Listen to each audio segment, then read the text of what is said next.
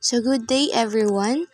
We are the group 3 and our report is all about the surname Rizal.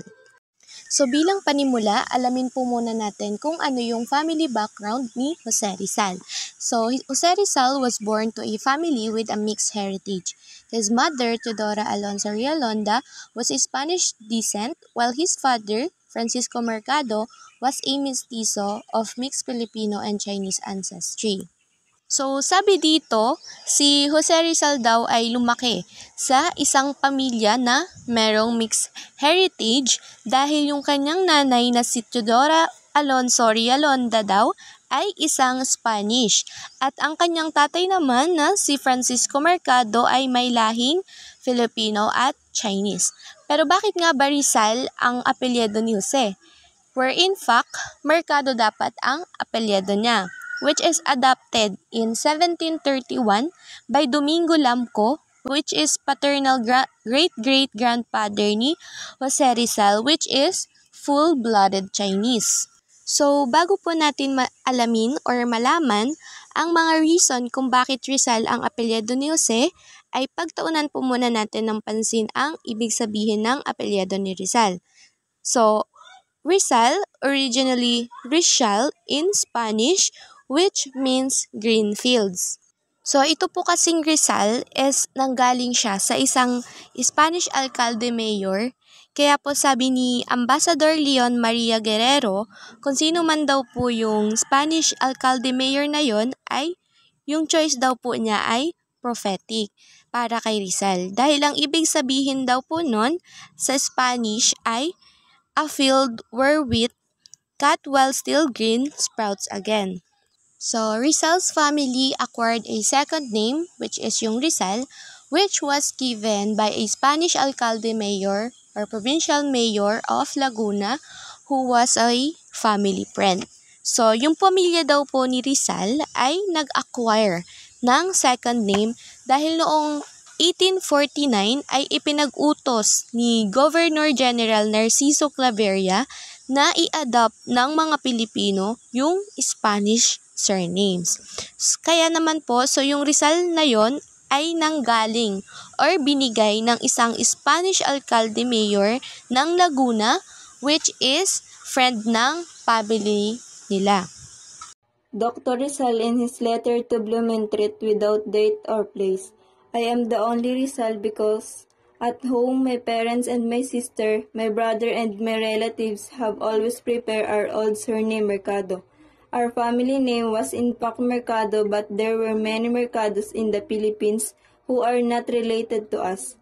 It is said that an alcalde mayor who was a friend of our family added Rizal to our name. My family did not pay much attention to this, but now I have to use it. In this way, it seems that I am illegitimate son. So, ito pong sulat ni Rizal ay parang nagpapatunay na hindi naman talaga Rizal yung apelyido ng kanilang pamilya. And ito rin po yung nagpapatunay na isang alcalde mayor po ang nagbigay ng apelyidong Rizal. So, dito po, sinabi ni Rizal na siya lang daw yung only Rizal or only Mercado na gumamit ng apelyidong Rizal.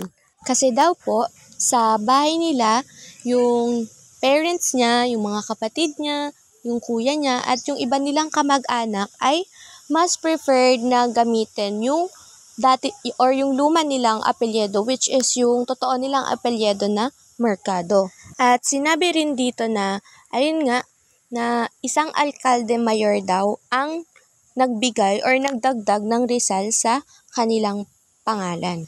At sabi din dito, my family did not pay much attention to this. So, parang walang pakialam yung pamilya niya about doon or hindi nila masyadong binigyan ng attention yon. Pero sabi niya dito, but now I have to use it. In this way, it seems that I am an illegitimate son. So, bakit kaya mas pinili ni Rizal na gamitin yung Rizal na surname kahit na magmukha siyang hindi siya totoong anak or magmukha lang siyang anak sa labas? So, ito po yung mga reasons kung bakit ito yung surname ni Jose Rizal. So, number 1 This change was partly to distinguish himself from other members of the Mercado family and to establish a separate identity, especially as he began to engage in reformist activities and writings that challenged Spanish colonial rule. So, parang gusto niyang i-separate or i-distance yung sarili niya sa other members ng Mercado family. Kasi nga, nag-start na siyang mag-engage sa reformist activities and writings patungkol sa Spanish colonial rule. So, parang connected dito sa number 2. So, ginamit niya yung Rizal na apelyido para din ma-protektahan niya yung kanyang pamilya sa potential na kapahamakan or paghiganti ng colonial government dahil nga sa kanyang mga political activities. So, number 3, si Rizal kasi is nag-aral siya sa Ateneo. And then, ginamit niya formally or officially yung pangalan or apelyadong Rizal nung nag-aral siya doon sa Binyan. So, yun yung ginamit na apelyedo kasi yung family ni Rizal or yung family name nila na Mercado ay under suspicion ng Spanish authorities. Kaya, yung kuya niya na si Pasiano Mercado ay in-enroll siya as Jose Rizal doon sa school na pinasukan niya. So, kaya under suspicion yung family name ni Rizal ay yung kuya niya na si Pasiano Mercado ay na-link by the clergy sa 1872 Cavite Mutiny dahil naging housemate niya or nakasama niya si Father or with condemned Father Jose Burgos. Si Father Jose Burgos, siya naman yung Spaniard na wrongly executed dahil na-link din siya sa bloody uprising in the Cavite Naval Base. Kaya ayun, Jose Rizal yung ginamit ni Rizal nung nag-enroll siya doon sa pinasukan niyang school. Pero naging advantage naman yun ni Jose na apelyido niya yung Rizal dahil nakatulong yun sa kanya in his research for greater knowledge. And also, malaya siyang nakapag-travel and na-disassociate siya sa kanyang kuya kasi nga, ayun nga, na-link yung kuya niya doon sa priest which is si Father Jose Burgos.